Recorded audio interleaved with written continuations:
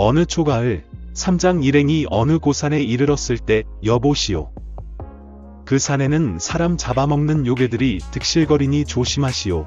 라는 소리가 들려왔다. 다름 아닌 태백금성의 경고였다. 그는 재차 여긴 사타령인데 산중도엔 사타동굴이라는 게 있어 그 속엔 무시무시한 요괴들이 있답니다. 여 조심하기를 당부하였다. 아무래도 기분 나쁜 곳이군. 앞서가서 살펴보고 오겠습니다. 오공이 우선 손오공을 조심하라. 손오공을 조심하라. 그래서 손오공은 그와 똑같은 모습으로 변신해 그리로 다가가 아는 척을 하니 처음 보는 녀석인데 금패 같은 건 가졌냐 며 의심쩍은 눈초리를 보냈다. 금패라니? 전혀 알바가 없는 손오공이 한술 더 떠 묻기를 그러는 너는 누구냐?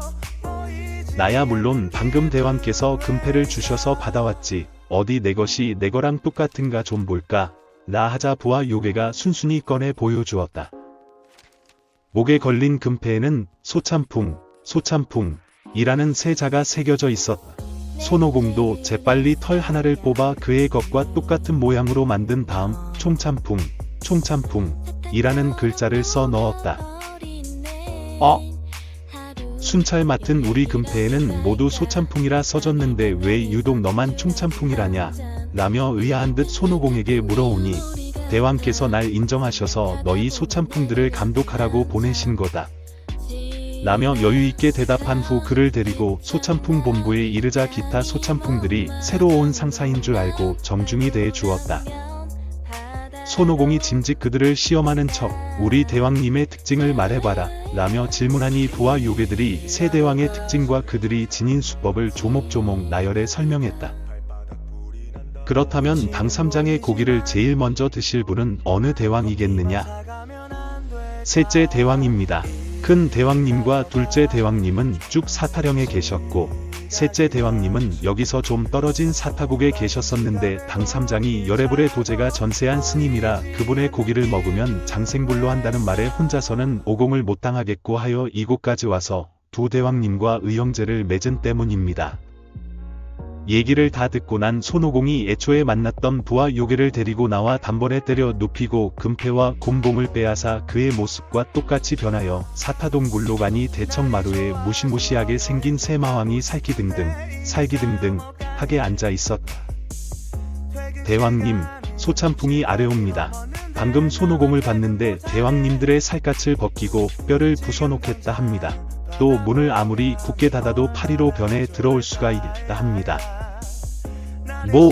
손오공이? 손오공이 그들을 놀려주고자 털을 뽑아 얼른 파리 한 마리를 만들어 마왕 눈앞을 날게 했다. 뭐야? 여봐라.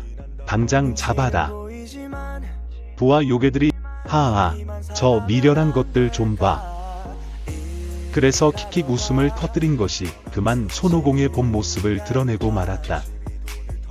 손오공이다. 이에 마왕이 즉각 음양이기병을 준비시켜 오공을 그 속에 빨아들이고 말았다. 병 속은 점점 뜨거워지면서 불길이 일어났다. 갑작스럽게 병 속으로 들어가게 된 오공은 그 안에 불길이 점점 거세어짐에 따라 도망갈 궁리를 하는데 마침 옛날에 관음보살께서 급할 때 쓰라는 털 셋이 생각나 손을 머리 뒤로 돌려 더듬어 보니 과연 보통 털보다 조금 뻣뻣한 털이 셋이 잡혔다. 손오공은 털 2개를 뽑아 하나는 송곳을 꽂아 돌리는 연장을 만들고 또 한 개로는 단단한 송곳을 만들었다. 그래서 그 털들을 이용해 무사히 삼장에게 되돌아올 수 있었다. 손오공은 삼장법사가 기다리는 곳으로 가서 새 마왕의 이야기를 하고 저팔계와 함께 다시 마왕을 찾아갔다. 그리고는 더욱 지독한 욕을 마왕에게 퍼부어 대니 화가 치민 큰 대왕이 먼저 나서 오공과 대결이 시작됐다. 그러나 좀처럼 승부가 나지 않았다. 그렇게 치고받기를 20여 합, 옆에서 보던 팔개가 뛰어들자 겁을 먹은 마왕이 도망치려다 말고 본 모습인 청색 사자로 변하여 팔개를 집어 삼킬 태세를 보였다. 이를 본 저 팔개는 겁을 집어먹고 수풀 속에 숨어버렸다. 이에 오공이 마왕 입속으로 쏙 들어갔다. 이를 본 저팔계는 도망쳐 삼장법사에게 알렸다.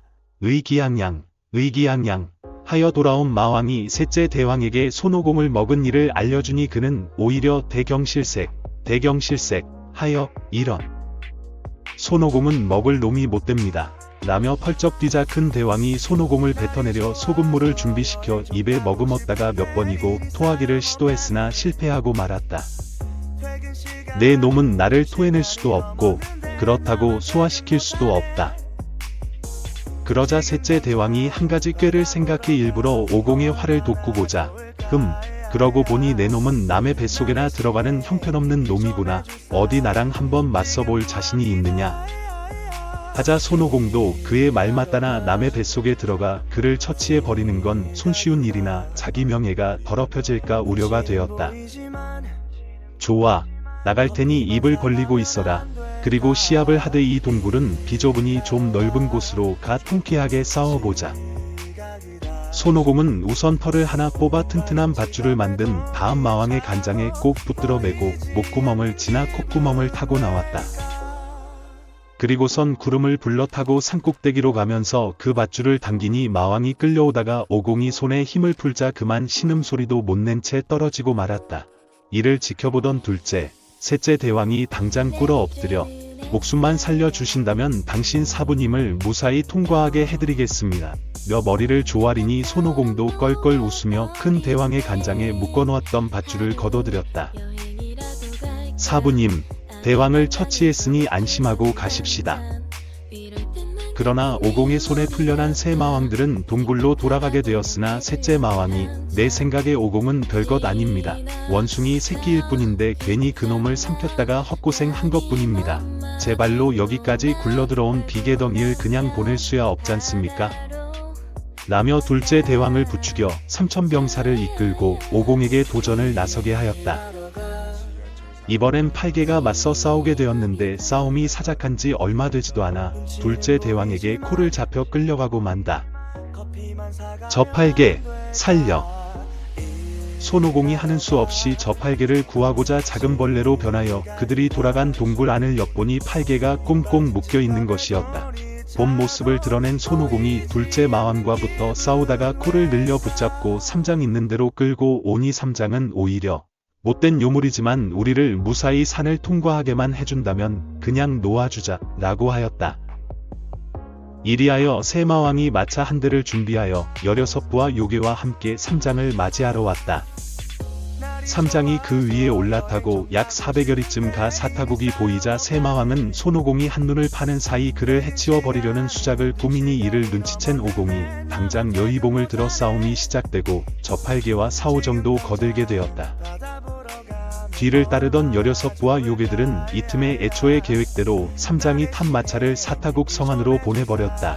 손오공, 저팔계, 사오정이 새마왕과 싸우기를 한참 하다가 먼저 저팔계가 큰 대왕의 손에 잡혀 기둥에 묶이고 이어 사오정도 둘째 대왕에게 잡히고 말았다. 마지막 남은 손오공이 새마왕에게 포위를 당하여 그만 사타국으로 끌려가게 되나 도술로 도망에 성공한다. 새마왕은 손오공의 삼장 일행을 구출하려는 심사를 끊어놓기 위해 그들이 산채로 몽땅 잡혀 먹었다는 소문을 퍼뜨려 놓았다.